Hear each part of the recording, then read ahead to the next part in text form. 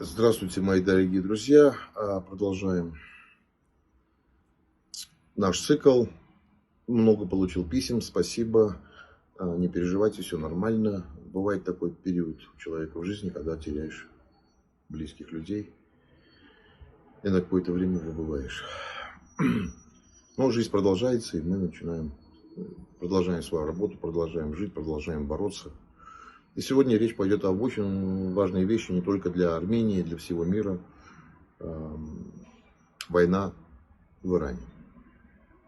Итак, что на самом деле происходит? Происходит следующее. Кто бы как бы там ни радовался, я вам могу сказать следующее, что на самом деле Соединенные Штаты провально просто проводят эту операцию, преступную операцию против суверенной страны. Проваливается не только Соединенные Штаты, проваливается весь Израиль с ног до головы. И сейчас у них проблема. Две большие армии, так называемые хваленные армии, фактически проигрывают эту войну. Мы знаем совершенно точно, и вы знаете, что у нас у армян есть огромная диаспора, огромное количество людей в различных интеллектуальных центрах Соединенных Штатов. У нас большое количество специалистов проживает там, ученых, преподавателей и так далее. И мы хорошо ситуацию в Америке знаем изнутри. А в Америке сейчас творит хаос, паника среди политической элиты. Уже перекидывают они друг на друга. Непонятно, как себя поведет Конгресс, Сенат. Я хочу сказать, что впервые в истории Соединенных Штатов, когда президент принимает решение о войне, но народ и армия против этой войны. Против. Соединенные Штаты и Израиль оказались не в состоянии что-либо сделать с Исламской Республикой Иран. То, что сейчас делает заявление, вчера была пресс-конференция Трампа, потом мы слышали выступление министра иностранных дел Германии, мы видим заявление Испании, мы видим, как ведет себя премьер-министр Мелони Италии. Мы знаем, какие оценки идут в интеллектуальных центрах Соединенных Штатов, какие там экспертные оценки. Все это указывает на то, что Трамп просто лузер, лузер с большой буквы. Это провал. Основная причина и проблема в Соединенных Штатах, мы к ней вернемся чуть позже, это отсутствие системности в принятии решений, компетенций и управленческих навыков самой команды Трампа. Значит, в мире происходят метаморфозы, чудеса. Полуграмотный президент, который вообще не понимает ни географию, не знает ничего. Человек, который пренебрегает советниками, помощниками, интеллектуальными центрами, расколбасил ЦРУ, расколбасил ФБР, колбасит Homeland Security. Значит, этот человек назначает себе подобного журналиста министром обороны, так называемое Министерство войны. Мы видим этих журналистов эффективных. Вот у нас один журналист, премьер-министр, вся его команда недееспособная, поедающие там лаваш, пирожки, чучхелу и так далее. Но я на этот цирк внимания не обращаю, он просто бросает нам вызов. Ладно, черт с ними. Мы видим его министра обороны Армении, асфальтоукладчика, историка по образованию. Вот такие люди, когда приходят к власти Трампу подобных, вот что происходит. Сейчас он начинает обвинять всех в том, что ему не оказывают помощи.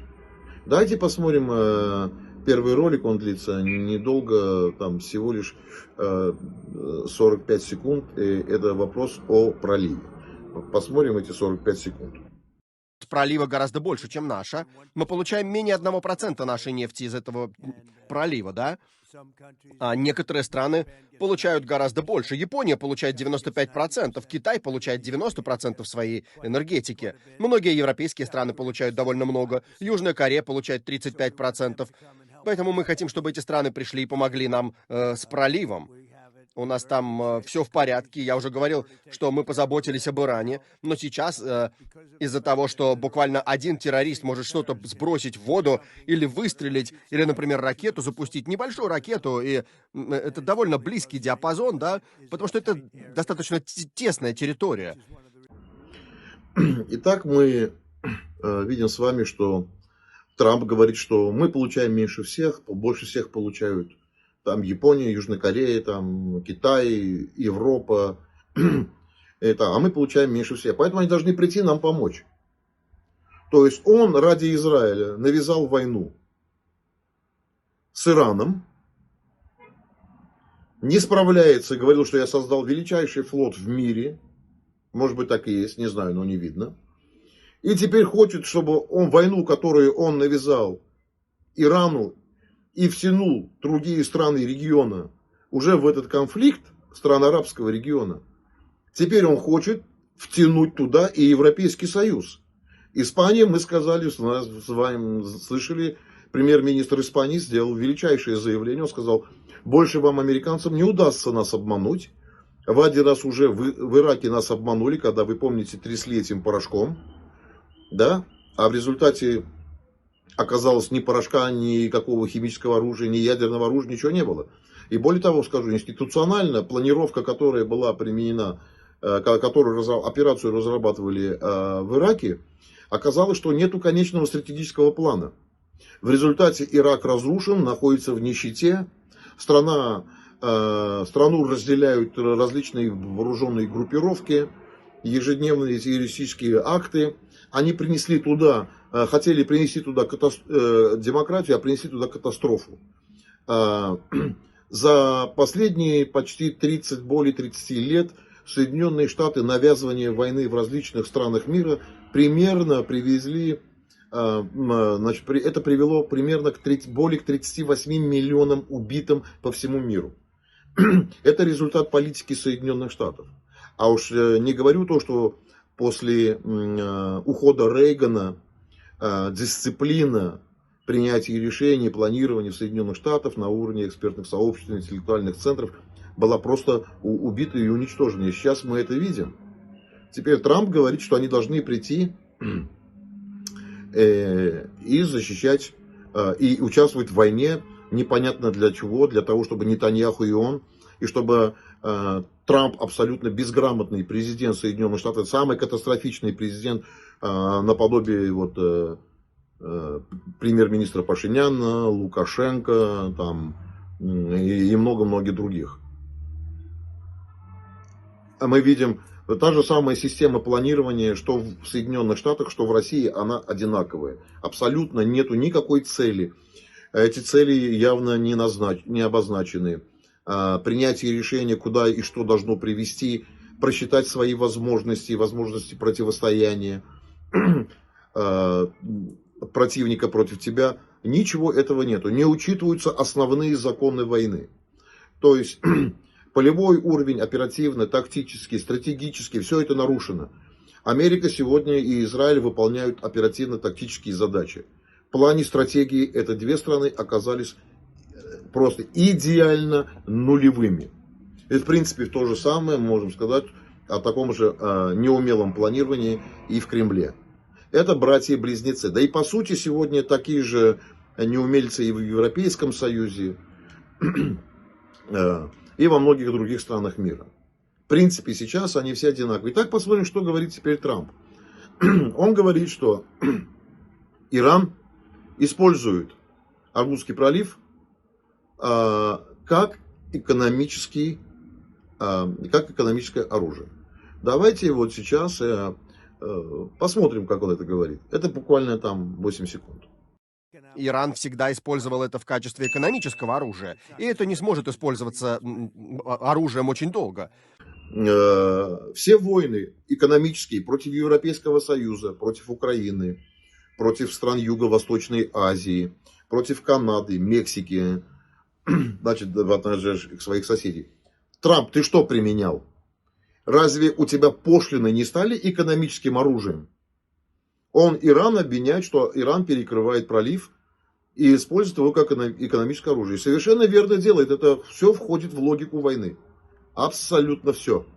Это и есть логика войны. И тут никаких нарушений со стороны Ирана нету. Иран говорит, если вы все коалиционно начинаете воевать против меня, то я обороняюсь это все входит в логику 51 статьи Конституции, 51 статьи Устава ООН. Это не делает их законными целями, но это в рамках логики обороны позволяет тебе наносить удары, в том числе и экономические, и конвенциальные, в логике своей обороны. Это и есть защита и самооборона. Поэтому Иран действует абсолютно с точки зрения международного права, как страна обороняющаяся, имеет право действовать так, как считает нужным. При этом Трамп бессовестно заявляет, что Иран использует экономическое оружие. А твои пошлины против Европейского Союза, да против даже той же России, Украины, стран Ближнего Востока, Китая, а твои торговые войны со всеми этими странами, где ты разрушаешь всю международную торговую систему. Ты нарушаешь международные цепочки поставок тех же энергоресурсов, углеводородов. Ты уничтожаешь цепочку международных поставок абсолютно полностью. И он сейчас Иран обвиняет в этом плане. Дальше он унизительно уже просит у Европейского Союза: дайте мне тральщиков дайте, чтобы разминировать. Он просит уже, говорит Китаю: помоги, ты должен тоже войти в Ормузский пролив там, и ты должен помогать, Европа должна, Германия должна. Премьер-министр Испании послал куда подальше. Вчера было очень смешное интервью, но в хорошем смысле смешное, когда министр иностранных дел Германии стал говорить Трампу: ну что вы нас просите в этот Ормузский залив там войти, Ормузский пролив вам войти? Ну что мы там можем сделать? Вы свою первый срок президентства, свою первую каденцию, вы создали величайший флот в мире военно-морской. Ну что мы там сделаем вот такими нашими корабликами? Ну, чувак, ну ты что, не серьезно. Пока мы придем, пока мы дойдем. Трамп один, он изолирован. Он изолирован. Вот.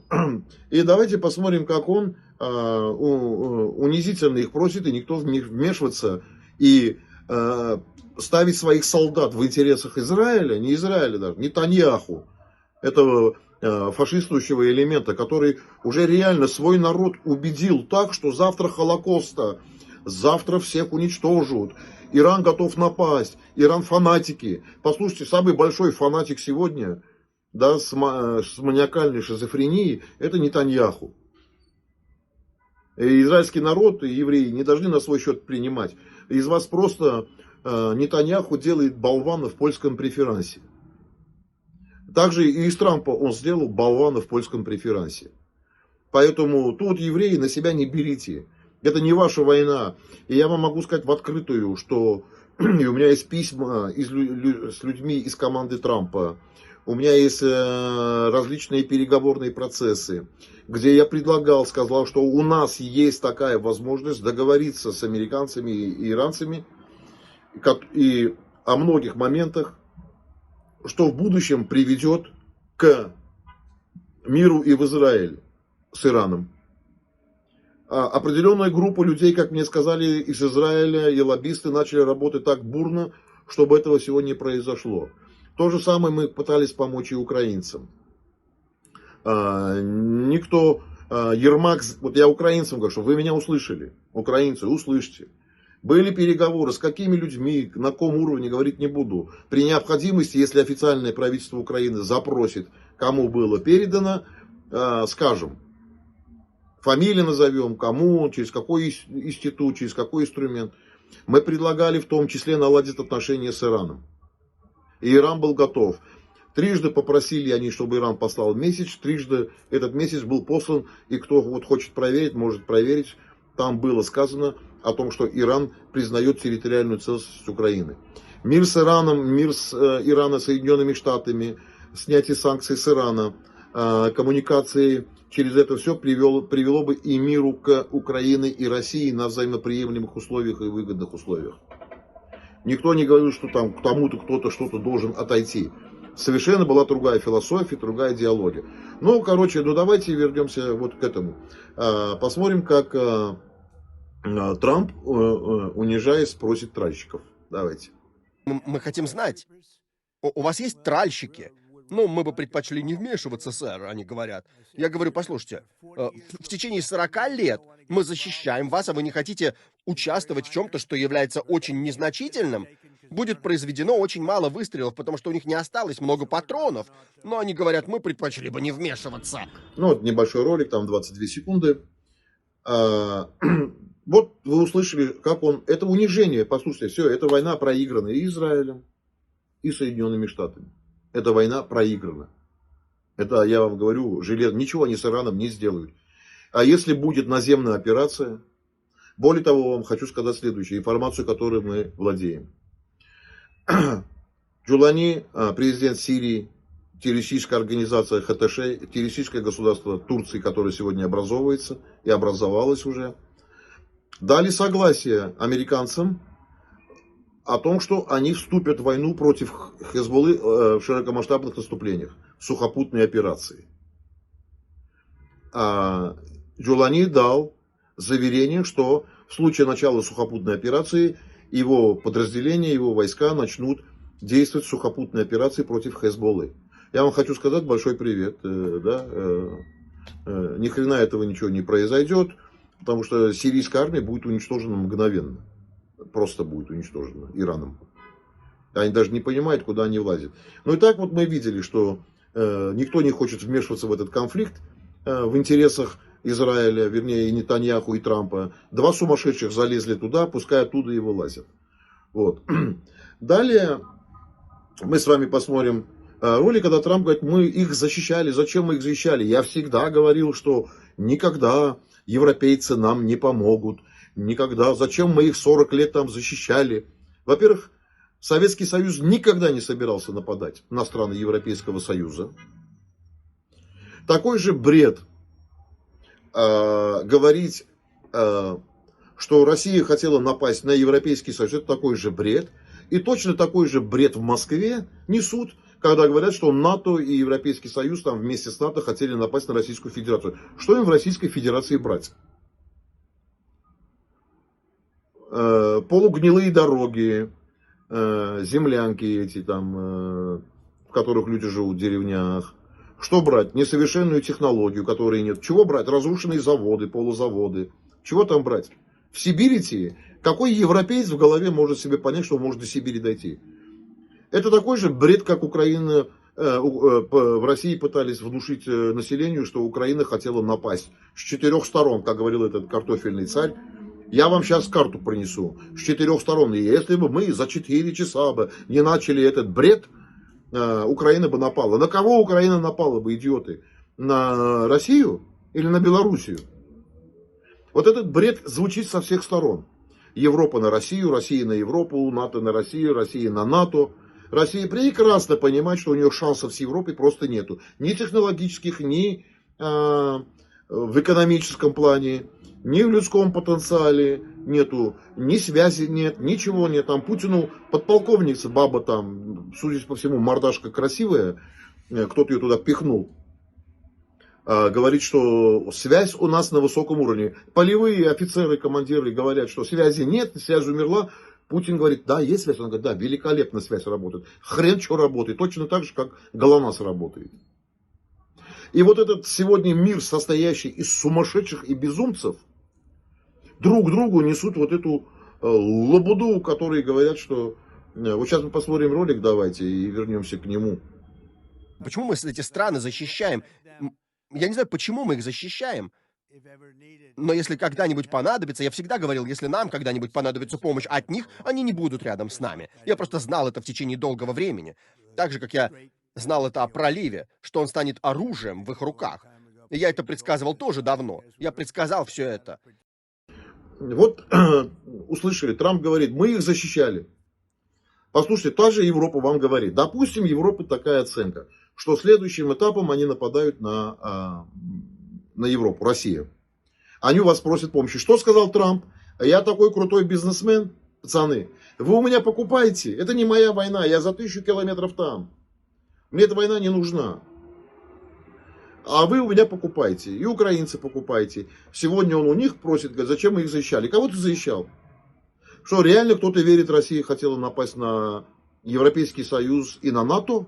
В России, может быть, там, да, не все в порядке с системным управлением и с мозгами. Но там точно сумасшедших нету, которые могут напасть. Вот у них была сумасшедшая идея напасть на Украину. Но и то поняли, что этот тупизм был в высшей степени. Сейчас думают, как оттуда выскочить. При том, что очень высокомерная, я говорю, это очень высокомерная страна. Чиновники там царь и бог. Хотя говно на ровном месте, большинство из них, многих я знаю и слышу, и интервью вижу и так далее. Многие из них это говно на ровном месте. Кстати, как и в Европе, в США вообще не говорю, это не президент, а хрен пойми, что такое. Про мою страну вообще не говорю, что здесь с правительством творится. Сейчас мир состоит из дегенератов. Понимаете? Но это проблема наша, умных. Теперь тупой не виноват, что он сегодня управляет миром. Да, такая ситуация. Так вот, он говорит, мы их защищали. Кого защищали? Чего защищали? Хрен пойми. Ты же НАТО сказал, ты сказал европейцам, давайте, покупайте, я вам тут ничего бесплатно давать не собираюсь. С какого хрена? Теперь он говорит, вы оттуда получаете нефть через этот пролив. Но если бы ты не напал, Иран бы не перекрыл. И Иран имеет право отвечать по всем странам мира, которые так или иначе задействованы в этой войне. Вот завтра, если европейская какая-либо страна будет принимать участие в гибридном плане или еще каком-то плане, участие в войне против Ирана, Иран имеет право ударить прямо по центру их столицы. Это закон войны. Что вы тут все, как петухи, себя ведете? Голову там, Иран это бьет. А Иран правильно делает, что бьет. Все должны были бы бить. И если бы у нас не было такое зачморенное вот это самое руководство в Армении, и в той войне мы тоже должны были бы ударять. Понятно, и Азербайджан бы имел право ударить по Еревану, но война по-другому не идет. А вот кто ведет войну так, как вел Пашинян в Армении, вот такой результат. Не потому, что армия слабой не было. Армия войну не проиграла, это проиграло политическое руководство Армении. Армия свое дело сделала. Ладно, сейчас тут мы не об Армении, а об Иране. Итак, он говорит, пролив для них как кровь. Послушай. Кровь для них. Послушайте, этим людям это действительно необходимо. 90-95% их энергоресурсов или нефти поступает через этот пролив. И они должны были бы с радостью помогать нам сейчас. Но это просто невероятно. Итак, Трамп говорит, что для них это как кровь. Они должны зайти, помочь нам. Знаете, я вам говорю, величайшее унижение американской армии. И Израиль, и Соединенные Штаты сломали зубы об Иран. Просто сломали. Это величайшее унижение. Теперь он говорит всем, они должны прийти нам помочь. Все, вот. Этот человек продолжает оскорблять всех. Он оскорбляет Байдена, Трампа, Джон Болтона, Рейгана, вообще всех. Он считает, что он величайший президент мира. Но я хочу сказать, это самый тупой президент, который я был. Кстати, в Совет мира он собрал себе подобных. Некомпетентных, ни хрена не понимающих, высокомерных и так далее. И сейчас опустился до уровня оскорбления Макрона. Давайте посмотрим, что он говорит сейчас. Вы общались с французским президентом Макроном о коалиции по открытию Ормузского пролива? Да, разговаривал, конечно. Я говорил с ним. Он находится, знаете, я бы его оценил на 8 по 10-бальной шкале. Он 8. Не идеально. Но это ж Франция. Мы не ожидаем идеала от Франции. Вы уверены, что Франция поможет с открытием Ормузского пролива? Ну, конечно. Он это сделает. Я думаю, он поможет. Послушайте, я дам вам знать. Я разговаривал с ним вчера. Я не настаиваю на этом, потому что, слушайте, моя позиция очень простая. Нам никто не нужен. Мы самая сильная страна в мире. У нас, безусловно, самая сильная армия в мире. Итак, мы слышали, да, 8 и так далее, да. Человек себе позволяет оскорблять одну из величайших стран Европы, страну с ядерным оружием, и называет его 8. Если он 8, Трамп, ты называешь Макрона восьмеркой, то ты шестерка Нетаньяху. Конченая шестерка причем. Значит, Трамп говорит, что Макрон не хочет ему помогать. Да тебе никто не хочет помогать. Это не война. С Ираном, я еще раз говорю, я говорил это и французскому послу, и говорил на встрече с госминистром Франции, и говорил другим дипломатам французским. Мы, армяне, мы можем быть мостом, и мы готовы быть этим мостом. Тогда мне было сказано, что без Соединенных Штатов сложно наладить отношения с Ираном. Я говорю Европейскому Союзу, сегодня мы, весь мир, должны создать коалицию не анти-Америка, а анти-Трамп. Мы должны сделать все, чтобы Трамп подал в отставку и ушел. Потому что и продолжение нахождения Трампа во власти, это огромное количество смертей по всему миру, миллионы и миллионы. Это будет кровопролитие и будут войны повсеместно. Человечество должно избавиться от Трампа и сделать все, чтобы был импичмент. И он должен подать в отставку, его должны убрать от власти. Это Гитлер номер один. Сегодня, в современном 21 веке. Они с Нетаньяху затеяли войну, убивают мирных граждан. Годами говорят, что есть у Ирана ядерное оружие. МАГАТЭ говорит нет. ЦРУ при Бернсе говорила, директор ЦРУ, который шел в отставку, говорил нету. Национальная разведка тоже говорила нету. Значит, потом заставили сказать, что есть. Эту девушку, которую убрали. Так вот, Линдси Грэм, как ее, я сейчас не помню, как ее точно зовут, с башки вылетело. Ладно, все поняли. Она возглавляет Homeland Security, возглавляла. Это объединяющая разведсообщество, системообразующая, куда входит примерно 18 там, структур силового блока. Это разведка, контрразведка, внутренняя безопасность и так далее. Много чего туда входит. Так вот, она говорила нет, потом ее заставили сказать, скажи, что есть. При том, что МАГАТЭ говорит нет, ЦРУ говорит нет. Значит, и Иран был абсолютно прозрачен. Но в интересах Нетаньяху эту войну надо было начать. Убивать мирных граждан, детей и женщин. Я еще раз хочу сказать, да, Иран сложный переговорщик, но с Ираном можно договариваться. И нужно. И это нужно всем. Абсолютно всем. Ловить рыбу в мутной воде не получится. Пользоваться, как вот в Москве было сказано, пока есть такой шанс, цена нефти высокая, нужно сделать все, чтобы много продавать. На беде чужого государства. Потом говорит это первое лицо. Ладно, это сегодня такова политика, это бабки. Все. Других моментов там нет. Значит, дальше заявляет Трамп, что Путин его боится, Европейский Союз боится. В общем, НАТО это он, а Путин его боится, все его боятся, и он защищал НАТО. Очень интересное, смешное высказывание такого клоунского типа. Давайте послушаем. Это буквально 21 секунда. Мы должны участвовать с энтузиазмом вообще. Мы защищаем эти страны в течение многих лет при помощи НАТО, потому что НАТО — это мы вообще. Ну, у Путина спросите. Путин боится нас, он не боится всех остальных, он не боится Европы вообще. Он боится Соединенных Штатов Америки и вооруженных сил, которые я создал в первый срок. Вот чего Путин боится. Значит, ситуация вот, она обстоит таким образом. Тут говорить что-либо дополнительно о Трампе смысла сейчас нету, когда человек говорит, что ему США его боится, вернее, Путин его боится, он Европу спасал, помогал. Только я не понимаю, от кого он помогал, кого он спасал. Но для того, чтобы вы поняли окончательно, как управляется сегодня в Соединенных Штатах, давайте посмотрим один небольшой ролик, и вам станет понятно, как управляет Трамп. Кстати, хочу сказать, это один в один Никол Пашинян. Один в один. Это ереванский Трамп. Вернее, американский Пашинян в Америке сидит. Вот. Один в один. Который человек здесь в Армении говорит, правительство это я. Кто со мной не согласен, должен уходить. Царь земли, пуп. Он самый умный. Хотя разговор о внешней политике и о многих аспектах системы управления государством со мной не потянет и 5 минут.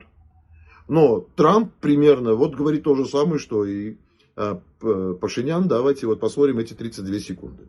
Мы будем ожидать, что цены на бензин будут такими же высокими, как сейчас. Мне не нужны для этого советники. Что они мне скажут? Я все сам знаю.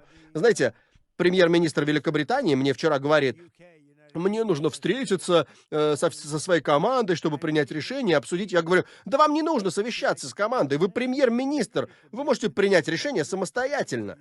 Почему вам нужно совещаться со своей командой, чтобы решить, отправлять ли нам минные корабли или авианосцы? Я говорю, вам не нужно совещаться со своей командой. Понимаете, вот если вернуться к управлению системы, да, тут институциональная деформация, приоритет действий, да, над смыслом классической структуре национальной безопасности, включая ЦРУ, там также существовала жесткая функциональная последовательность. В плане стратегического анализа ответ на этот вопрос о целесообразности вмешательства и оценка долгосрочных рисков, например, целеполагания, значит, это формулирование конечного политического результата, применение, там, если взять такое понятие, как оперативное исполнение, то есть применение полевых методов спецслужбами, на текущем этапе наблюдается инверсия управления оперативными службами ЦРУ и другими. Они превратились из исполнительной стратегии в инструмент реализации разовых тактических комбинаций. Происходит это подмена государственной стратегии оперативным активизмом. Вот, если мы тут будем говорить, что почему вот такие вещи, например, спецслужбы выполняют приказы в отсутствие внятного политического планирования. А вот наиболее критическим аспектом в этом является отсутствие концепции конечного состояния. То есть администрация демонстрирует неспособность сформулировать, какой результат должен быть достигнут по завершении активной фазы операции. Да? Как следствие, внешняя политика становится фрагментарной. Поэтому, если вот мы подходим к таким вопросам, государственный аппарат работает на процесс, а не на результат, что ведет к неконтролируемым последствиям потери стратегической инициативы. Вот. Поэтому, если мы говорим о таких вот вещах, мы должны четко понимать, что восстановление внешнеполитической дееспособности США невозможно без реанимации аналитических департаментов, возвращения к модели аналитика определяет вектор, а оперативник метод является необходимым. Это для любого государства, для минимизации риска вовлечения страны в затяжные конфликты непреодолимым исходом. Вот такая вот ситуация, она сегодня в этом плане, она вот так вот реализуется. Значит, и Трамп говорит, что ему не нужны советники. Вот. Это очень интересно. Очень интересно. Значит, хотя вот хочу сказать, что вот такая система управления, она сегодня у нас. Тут я еще выписал, какие темы я хотел бы обсудить с вами. Да, последний этап, вот давайте, последнее его это высказывание, это оценка, что должен был делать Иран и что не должен был делать Иран. Это буквально там 32 секунды. Последние 2 недели. Они не должны были нападать на все эти другие страны на Ближнем Востоке. Эти ракеты были направлены на них уже. Они нанесли удары по Катару, по Саудовской Аравии, по Арабским Эмиратам, Бахрейну, Кувейту. Никто из этих стран этого не ожидал. Мы были в шоке. И знаете, они дали отпор. Они могли бы сдаться, но подумайте, если бы нас не было, у них огромная сила, кстати. У них 1000 ракет, большинство из которых мы уже уничтожили. У них были 1000 дронов. Итак, Трамп говорит, что Иран не должен был ударять по другим территориям.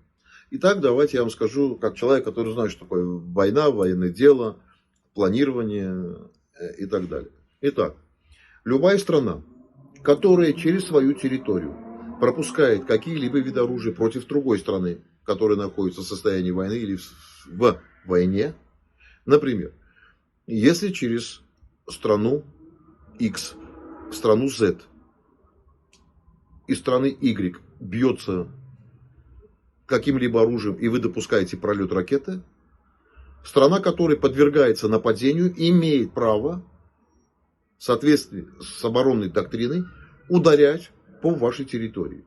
Теперь, если Катар, Саудовская Аравия, Арабские Эмираты и другие страны, Бахрейн, разрешают пролет авиации, беспилотников, ракет через свои территории и этому не противостоят и не противодействуют, Иран, с точки зрения оборонной доктрины и военной науки, имеет право наносить удары и наносить им соразмерный или несоразмерный урон. А там сопутствующие потери среди гражданского населения, еще как, это уже все, это никого не интересует. Поэтому я говорю, что если европейцы, Украина, и с Ираном шутить не нужно, у нее будет достаточно возможностей, сил и средств ответить. Мы видим, что Иран сегодня противостоит двум армиям, это Израиль и Соединенные Штаты, самой большой армии в мире. И самый обеспеченный, самый богатый. И теперь, если Бахрейн, Саудовская Аравия, Катар, Арабские Эмираты и любая другая страна будет позволять через ее территорию чего-либо пролетать и ударять по территории Ирана, либо предоставлять военные базы, перевалку, логистику там и все остальное, да? Соответственно, эта страна является военной целью в рамках оборонной и военной доктрины своей страны. Эта логика войны, она никуда тут не уйдет, и никто не имеет права Иран обвинять.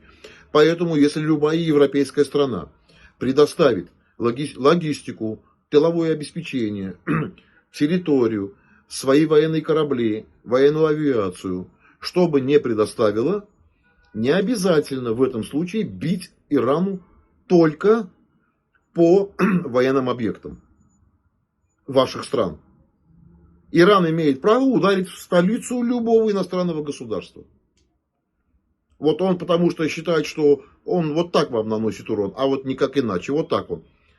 Поэтому я говорю, я призываю все европейские страны не подключаться к этой войне сатаны или сатанистов, или эпштeinизмов там и так далее. Это сегодня война Эпштейна против Ирана. Они отвлекают внимание, они вообще не понимают, зачем они эту войну начали.